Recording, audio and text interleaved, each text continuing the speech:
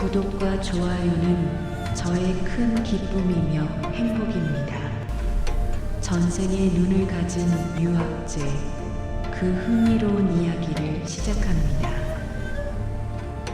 새벽 2시 유학제는 또다시 잠에서 깼다. 같은 꿈이었다. 낯선 시대의 옷을 입은 사람들, 피 묻은 칼, 그리고 누군가의 마지막 눈빛. 꿈속에서 그는 항상 관찰자였다.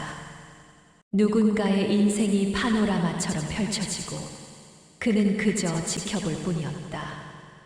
깨어나면 언제나 뺨에 눈물이 흘러내리고 있었다.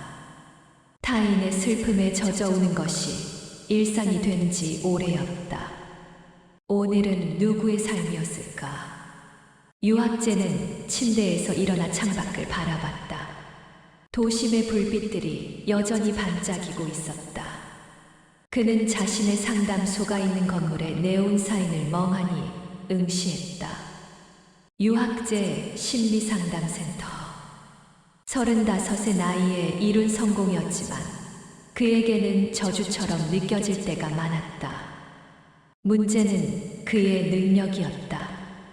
내담자가 상담실 문을 열고 들어서는 순간 유학제는 알 수 있었다. 그들이 어린 시절 어떤 상처를 받았는지, 누구에게 배신당했는지, 어떤 순간에 마음이 부서졌는지, 마치 투명한 유리창 너머로 그들의 과거를 들여다보는 것 같았다. 처음에는 뛰어난 직관이라고 생각했다. 하지만 시간이 지날수록 이것이 단순한 공감 능력을 넘어선 무언가라는 확신이 들었다. 선생님은 제 마음을 꿰뚫어 보시는 것 같아요. 내담자들은 종종 이렇게 말했다. 그들은 감사했지만 유학제는 두려웠다. 자신도 이해할 수 없는 이 능력이 언젠가 자신을 집어삼킬 것만 같았다. 그날도 평범한 하루가 될 줄 알았다. 오전 10시 첫 내담자가 예약되어 있었다. 이름은 강민서, 32살 여성, 반복되는 악몽으로 인한 불면증이라고 했다. 유학제는 차를 준비하며 상담 노트를 펼쳤다. 초인종이 울렸다. 문이 열리고 강민서가 들어섰다. 그 순간 유학제의 세계가 흔들렸다. 평소와 달랐다. 그녀의 과거가 보이지 않았다. 아니, 정확히는 그녀가 아닌 다른 누군가의 과거가 보였다.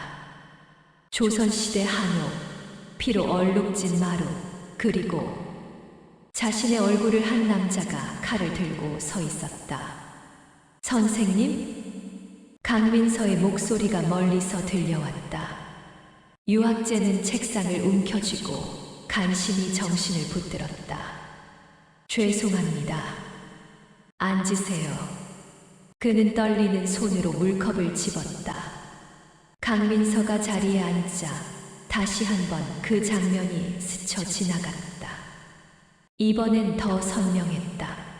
칼을 든 남자 자신과 똑같은 얼굴의 누군가를 내려다보고 있었고 바닥에는 여인이 쓰러져 있었다.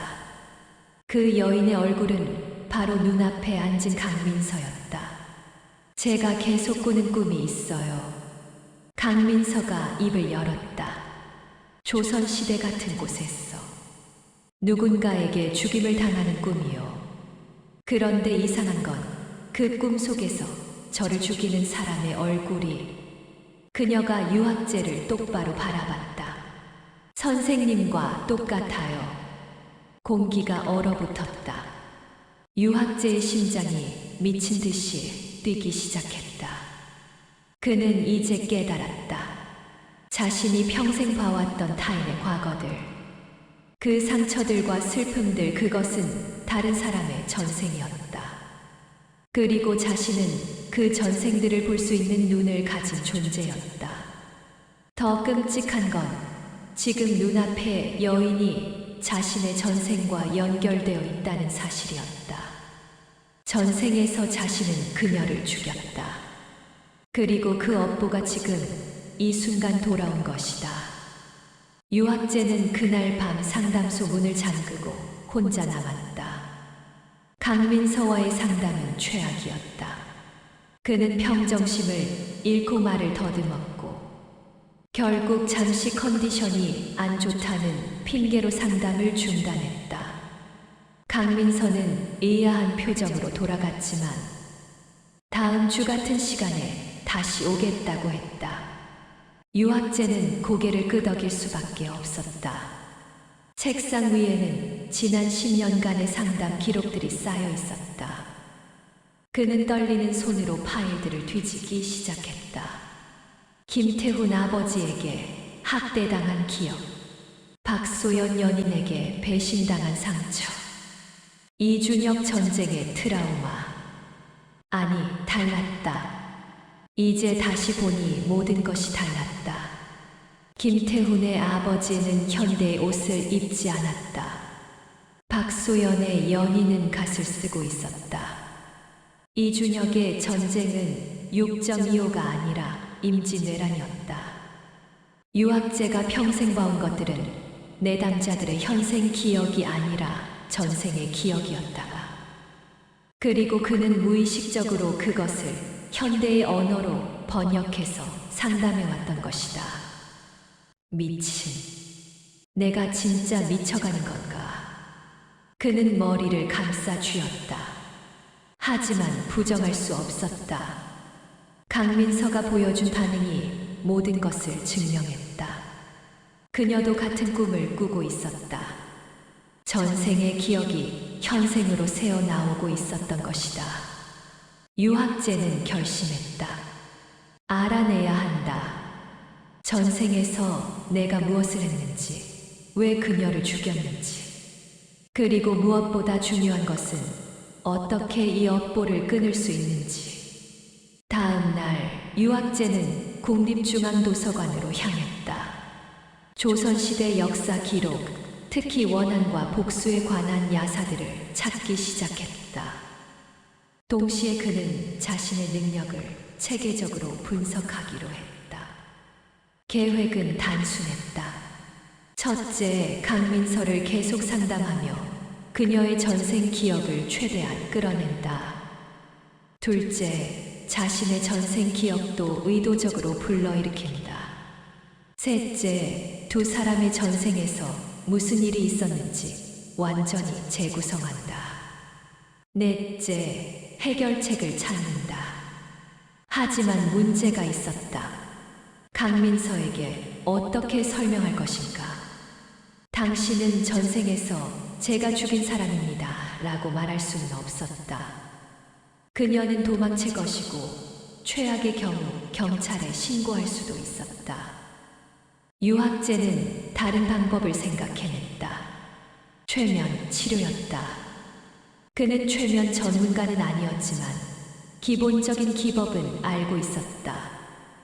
강민서에게 악몽의 근원을 찾기 위한 심층 치료라는 명목으로 최면을 제안하면 그녀의 전생 기억에 더 깊이 접근할 수 있을 것이다. 동시에 자신도 자가 최면을 통해 자신의 전생을 탐색할 수 있었다. 일주일 후 강민서가 다시 찾아왔다. 선생님, 꿈이 더 심해졌어요. 그녀의 얼굴은 창백했다. 이제는 낮에도 환각처럼 보여요. 저는 정말 미쳐가는 걸까요? 유학재는 침착하게 말했다. 아닙니다. 오히려 당신의 무의식이 당신에게 뭔가를 말하려고 하는 겁니다. 제가 도와드리겠습니다. 그는 최면 치료를 제안했고 강민서는 지푸라기라도 잡는 심정으로 동의했다. 그런데 첫 번째 최면 세션에서 변수가 터졌다. 강민서가 최면 상태에 들어가자마자 그녀의 목소리가 완전히 바뀌었다. 조선시대 사투리를 쓰기 시작한 것이다. 나으리, 왜 그리하시옵니까? 소녀가 무엇을 잘못했사옵니까? 유학재의 등에서 식은땀이 흘렀다. 강민서가 아니었다. 그녀 안에 있는 전생의 인격이 직접 말하고 있었다. 저는 다만 나으리를 사랑했을 뿐이옵니다. 사랑, 유학제가 무의식적으로 되물었다. 예. 하오나 나으리께서는 소녀를 역적의 딸이라 하시며 그 순간 유학제의 눈앞에 장면이 펼쳐졌다. 자신의 전생 권력을 가진 양반 관료였던 그는 역적으로 몰린 가문의 딸을 사랑했다. 하지만 그녀를 지키는 대신 자신의 출세를 위해 그녀를 고발했다. 아니, 더 나빴다. 직접 그녀를 처형했다. 나으리, 다음 생에서는 부디 강민서의 몸이 경련하기 시작했다. 유학제는 황급히 최면을 풀었다. 그녀가 깨어났을 때 눈에서 피눈물이 흘러내리고 있었다. 진짜 피였다. 선생님, 제 눈에서 왜 피가? 유학제는 그제야 깨달았다. 이것은 단순한 전생의 기억이 아니었다. 저주였다. 그리고 그 저주는 이제 막 깨어나기 시작했다. 시간이 얼마 남지 않았다. 다음 생에서도 그 다음 생에서도 이 고리는 반복될 것이다. 그가 이번 생에서 속죄하지 못한다면 강민서의 눈에서 흐르는 피눈물은 멈추지 않았다. 유학제는 휴지로 그녀의 눈가를 닦아주며 애써 침착함을 유지하려 했지만 손이 떨리는 것을 감추기 어려웠다. 강민서는 공포에 질린 표정으로 거울을 보더니 비명을 질렀다. 이게 무슨 일이에요? 제 눈에서 왜 피가 나오는 거예요? 진정하세요. 제가 해결하겠습니다. 하지만 유학제 자신도 어떻게 해야 할지 몰랐다. 그는 강민서를 응급실로 데려갔다. 의사들은 온갖 검사를 했지만 아무런 이상도 찾지 못했다. 혈액 검사, CT, MRI 모든 결과는 정상이었다. 눈에서 피가 나올 의학적 이유가 전혀 없었다. 스트레스성 출혈일 수도 있습니다만 담당 의사도 고개를 갸우뚱했다. 이런 케이스는 처음 봅니다. 일단 경과를 지켜봐야겠습니다. 병원에서 돌아온 강민서는 유학제에게 차갑게 말했다. 선생님, 최면 치료 이후로 이렇게 된 거예요. 선생님이 뭔가 잘못한 거 아니에요. 저도 이해할 수 없습니다. 하지만 책임지겠습니다. 책임이요? 강민서가 히스테리컬하게 웃었다. 제 눈에서 피가 나오는데 어떻게 책임진다는 거예요? 당신 때문에 제가 이상해진 거예요. 그녀는 상담소를 뛰쳐나갔다. 유학제는 그녀를 붙잡을 수 없었다. 아니, 붙잡아서도 안 됐다. 지금 그가 할 수 있는 건 아무것도 없었다. 그날 밤 유학제는 자가 최면을 시도했다. 더 이상 도망칠 수 없었다. 전생의 진실을 완전히 마주해야 했다. 그는 조명을 어둡게 하고 명상 자세로 앉았다. 깊은 호흡과 함께 의식을 가라앉혔다. 그리고 문이 열렸다. 유학제의 의식은 수백 년 전으로 떨어졌다. 그는 더 이상 유학제가 아니었다. 사헌부 지평이었던 그는 30살의 나이에 권력의 핵심에 다가서고 있었다. 출세가도를 달리던 그에게 단 하나의 약점이 있었다. 역적 정치범의 딸 서린 뢰일린을 사랑한다는 것. 서린의 아버지는 영모를 꾀했다는 누명을 쓰고 처형당했다. 가문은 몰락했고 서린은 관비로 끌려갔다. 유정학은 그녀를 구할 수 있었다. 그의 지위라면 충분히 가능했다. 하지만 그러면 자신도 역적의 일당으로 몰릴 위험이 있었다. 고민은 길지 않았다. 유정학은 서린을 배신했다. 아니, 배신을 넘어섰다. 그는 오히려 서린이 영모에 가담했다는 거짓 증언을 했다. 자신의 결백을 증명하고 더 나아가 충신으로서의 입지를 다지기 위해서였다. 서린은 문초를 받았다. 고문을 당했다. 그리고 마지막 날 유정학이 직접 처형을 집행하라는 명을 받았다. 왕의 시험이었다. 정말로 역적의 무리와 관계가 없다면 내 손으로 그 여인을 베라는 최면 속에서 유학재는 전생의 그 순간을 다시 살았다. 처형장에 끌려온 서린, 피로 얼룩진 흰노. 그녀는 유정학을 올려다봤다. 원망의 눈빛이 아니었다. 슬픔이었다. 깊은, 너무나 깊은 슬픔. 나으리. 소녀는 나으리를 믿었사옵니다. 조용히 하거라. 유정학의 목소리는 차갑게 식어 있었다. 다음 생에서는 부디 나으리께서 소녀의 고통을 아시길. 그리고 칼이 내려왔다. 유학재는 비명을 지르며 최면에서 깨어났다. 온몸이 땀에 젖어 있었다. 그는 바닥에 무릎을 꿇고 구토를 했다. 자신이 했던 일이 너무나 선명했다. 사랑한다고 말했던 여인을 권력을 위해 죽였다. 그것도 직접 손으로. 내가 그랬어. 자책감이 밀려왔다. 아니, 자책감을 넘어선 무언가였다.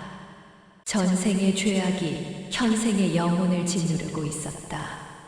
그로부터 사흘 후 더 큰 재앙이 찾아왔다.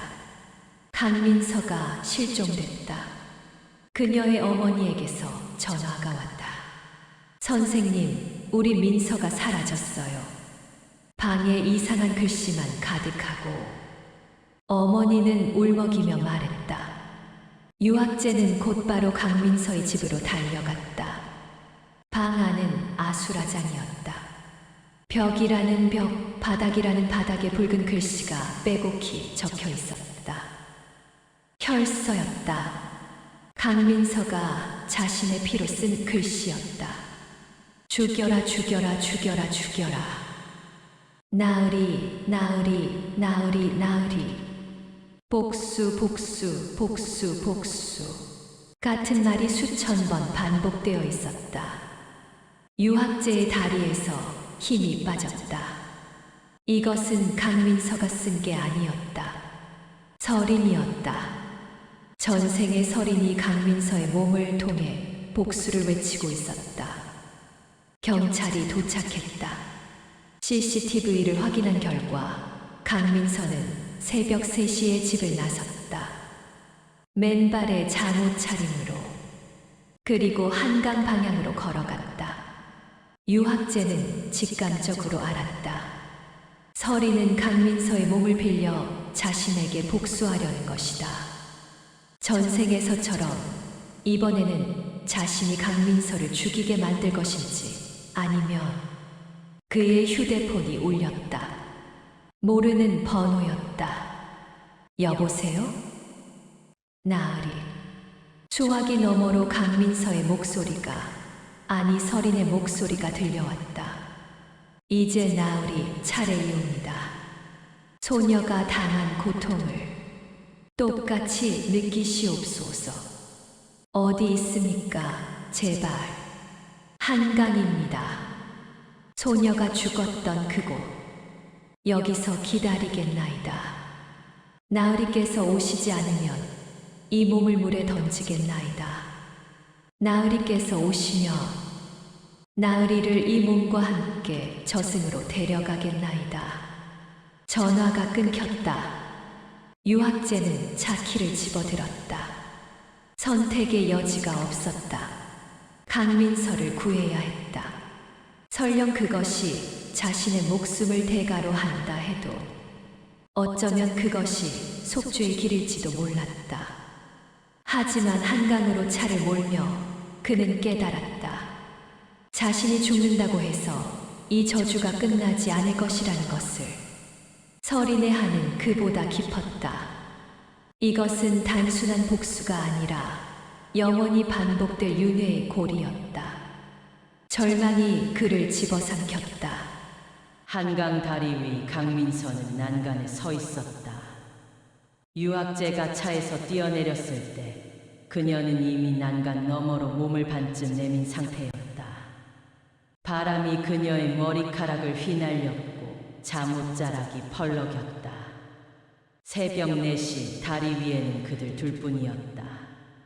강민서 씨, 유학재가 외쳤다. 그녀가 천천히 고개를 돌렸다. 눈에서는 여전히 피눈물이 흘러내리고 있었다. 하지만 그 눈빛은 강민서의 것이 아니었다. 수백 년 묵은 원한이 타오르고 있었다. 나으리 드디어 오셨나이다. 서린의 목소리였다. 소녀가 얼마나 기다렸는지 아시옵니까? 서린. 유학재는 한 걸음 다가섰다. 내가 잘못했소. 용서를 구하오. 용서! 서린이 웃었다. 강민서의 입에서 나온 웃음소리는 소름 끼칠 만큼 차갑고 공허했다. 300년을 기다렸사옵니다. 나으리께서 단 한 번이라도 후회하시는지 보고자. 하나 나으리께서는 편안히 환생하여 또다시 사람들을 구하는 척하고 계시더이다. 아니요, 나는. 유학재가 말했다. 나는 단 하루도 편안한 적이 없었소.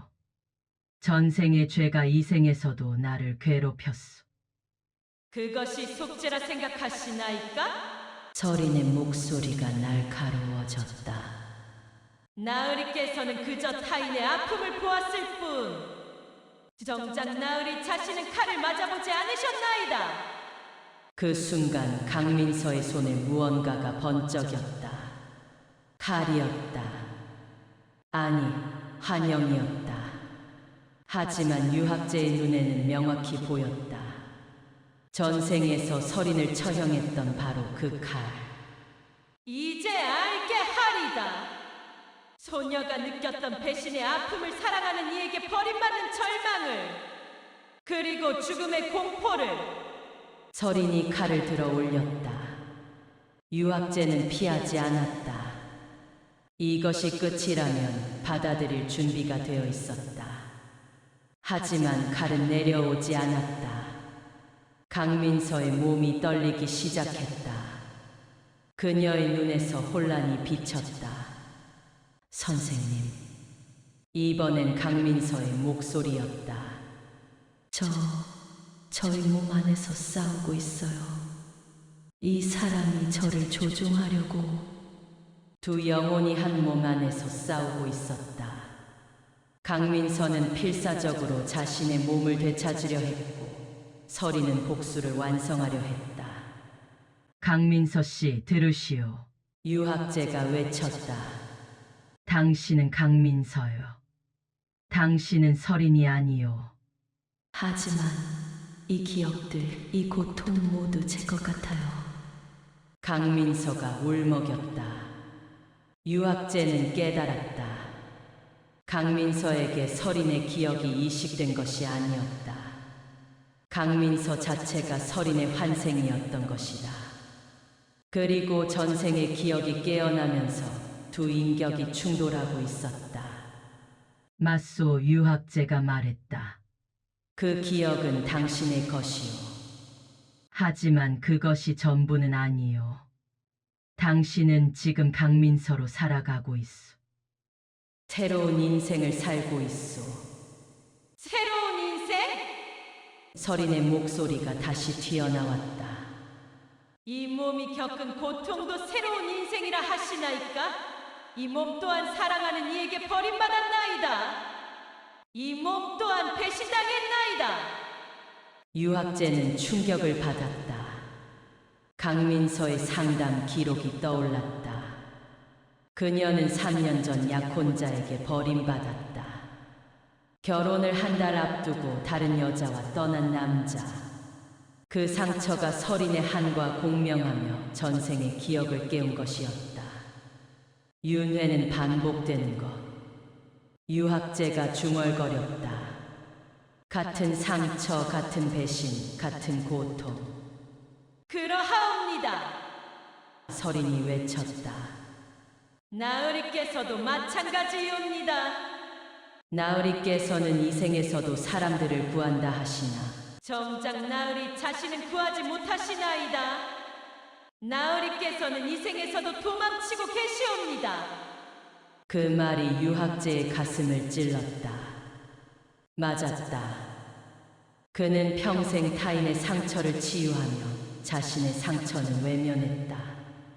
타인의 과거를 보면서도 자신의 과거와는 마주하지 않았다. 내가 도망쳤소. 유학제가 무릎을 꿇었다. 당신 말이 맞소. 나는 겁쟁이요. 전생에서도 이생에서도. 눈물이 흘러내렸다. 처음으로 유학제는 자신의 눈물을 흘렸다.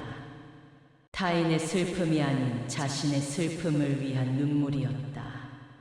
설인아니 강민서 씨. 유학제가 고개를 들었다. 나는 당신을 구하지 못했소. 전생에서도 지금도 하지만 이번만큼은 도망치지 않겠소. 그는 천천히 일어나 난간으로 다가갔다. 그리고 강민서의 손을 잡았다. 함께 떨어지겠소. 그것이 당신이 원하는 것이라면. 강민서의 눈이 흔들렸다. 설인의 눈이 흔들렸다. 하지만 유학제가 계속했다. 그 전에 내가 평생 하지 못했던 말을 하겠소. 그는 강민서의 설인의 눈을 똑바로 바라봤다. 사랑했소, 진심으로. 그리고 미안하오, 용서받을 수 없다는 것을 알지만 그래도 말하고 싶었소. 바람이 멈췄다. 세상이 정지한 것 같았다. 강민서의 손에서 환영의 칼이 사라졌다. 그리고 그녀의 입에서 흐느낌이 터져 나왔다. 설인의 흐느낌이었다. 300년을 참았던 슬픔이었다. 나으리 소녀는 그저 사랑받고 싶었을 뿐이옵니다. 유학제는 그녀를 끌어안았다. 난간 너머로 떨어질 위험을 무릅쓰고. 알고 있소, 이제 알겠소. 그리고 둘은 함께 울었다. 가해자와 피해자, 죄인과 원혼이 함께 우는 순간 무언가가 풀리기 시작했다. 해가 떠올랐다. 한강의 수면이 황금빛으로 물들었고 도시는 천천히 잠에서 깨어나기 시작했다. 유학제와 강민서는 다리 난간에 나란히 앉아 그 광경을 바라보고 있었다. 강민서의 눈에서는 더 이상 피가 흐르지 않았다. 설인의 목소리도 들리지 않았다. 하지만 그녀는 알고 있었다. 설인은 사라진 것이 아니라 자신과 하나가 되었다는 것을. 선생님, 강민서가 조용히 말했다. 전 이제 기억해요. 전생의 모든 것을. 그리고 이상하게도 더 이상 원망스럽지 않아요. 유학제는 고개를 끄덕였다. 미안하오, 그 말밖에 할 수 없소. 아니요. 강민서가 쓴웃음을 지었다. 사과가 필요한 건 저도 마찬가지예요. 저도 이 생에서 누군가를 원망하며 살았으니까요. 저를 버린 사람을, 세상을. 그 원망이 전생의 한과 만나 이렇게 된 거겠죠. 두 사람은 한동안 침묵했다. 그래서 강민서가 물었다. 이제 우리는 어떻게 해야 하죠? 유학제는 천천히 입을 열었다. 속죄는 한 번의 사과로 끝나는 것이 아니요. 살아가는 모든 순간이 속죄가 되어야 하오. 그는 일어서서 강민서에게 손을 내밀었다. 나는 앞으로 내 능력을 다르게 쓰겠소. 더 이상 타인의 상처만 보는 것이 아니라 내 안의 상처도 마주하겠소. 그리고 진정으로 사람들을 돕겠소. 명성이나 성공을 위해서가 아니라 강민서가 그의 손을 잡고 일어섰다. 저도 이제 원망을 내려놓고 싶어요. 쉽지 않겠지만 매일 노력할게요. 6개월이 흘렀다. 유학제의 상담소는 예전과 달라져 있었다. 화려한 인테리어는 사라지고 소박하지만 따뜻한 공간으로 바뀌었다. 상담료는 내담자의 형편에 맞춰 받았고 때로는 무료로 상담하기도 했다. 그는 더 이상 자신의 능력을 과시하지 않았다. 내담자의 전생을 볼 수 있었지만 함부로 말하지 않았다. 대신 그들이 스스로 자신의 상처와 마주할 수 있도록 조용히 옆에서 지켜봤다. 강민서는 새로운 일을 시작했다. 가정폭력 피해자 쉼터에서 자원봉사를 했다. 자신이 받은 상처를 전생과 현생의 고통을 이해하는 사람으로서 다른 이들을 도왔다. 처음에는 힘들었다. 타인의 아픔을 마주하는 것은 자신의 아픔을 다시 꺼내는 일이었으니까. 하지만 그럴수록 그녀는 치유되어 갔다. 어느 날 유학제에게 한 통의 편지가 도착했다. 발신인은 없었지만 그는 누가 보낸 것인지 알 수 있었다. 선생님, 오늘 꿈에서 서린을 만났어요. 그녀는 이제 평화로워 보였어요. 그리고 저에게 말했어요. 이제 놓아주어도 되느니라고. 저도 이제 놓아줄 수 있을 것 같아요. 원망도 분노도 슬픔도 완전히는 아니겠지만 조금씩 선생님도 그러시길 바라요. 전생의 죄를 짊어지고 사는 것도 중요하지만 그보다 더 중요한 건 지금 이 순간을 어떻게 사느냐 하는 거잖아요. 과거의 죄인으로 사는 게 아니라 오늘의 선한 사람으로 사는 것. 그게 진짜 속죄인 것 같아요. 유학제는 편지를 적으며 창밖을 바라봤다. 거리를 걷는 사람들이 보였다. 각자의 삶을, 각자의 상처를, 각자의 희망을 안고 살아가는 사람들. 그들 모두가 어쩌면 전생의 업을 짊어지고 있을지도 몰랐다. 하지만 중요한 건 그것이 아니었다. 중요한 건 오늘, 지금 이 순간 어떤 선택을 하느냐였다. 유학제는 책상 서랍에서 오래된 사진 한 장을 꺼냈다. 젊은 시절 처음 상담사가 되었을 때 찍은 사진이었다. 그때의 그는 야망에 차 있었다. 명성을, 인정을, 성공을 원했다. 이제는 다른. 그가 사진 속 자신에게 말했다. 이젠 그저 좋은 사람이 되고 싶소. 전화벨이 울렸다. 새로운 내담자였다. 유학제는 전화를 받으며 미소 지었다. 네, 유학제 상담소입니다. 무엇을 도와드릴까요? 그의 목소리는 예전처럼 자신감 넘치지 않았다. 하지만 그 안에는 진심이 담겨 있었다. 윤회의 수레바퀴는 계속 돌아간다. 업보는 사라지지 않는다. 하지만 그 속에서도 사람은 선택할 수 있다. 원망으로 살 것인가, 용서로 살 것인가, 복수로 살 것인가, 속죄로 살 것인가. 유학제는 이제 알았다. 전생의 눈을 가진 것은 저주가 아니라 선물이었다. 타인의 아픔을 보는 능력은 그만큼 타인을 깊이 이해하고 사랑할 수 있는 능력이었다. 그리고 그것이야말로 이 험난한 윤회의 길을 견뎌낼 수 있는 유일한 힘이었다. 감사합니다. 더욱 재밌는 이야기로 또 만나도록 하겠습니다.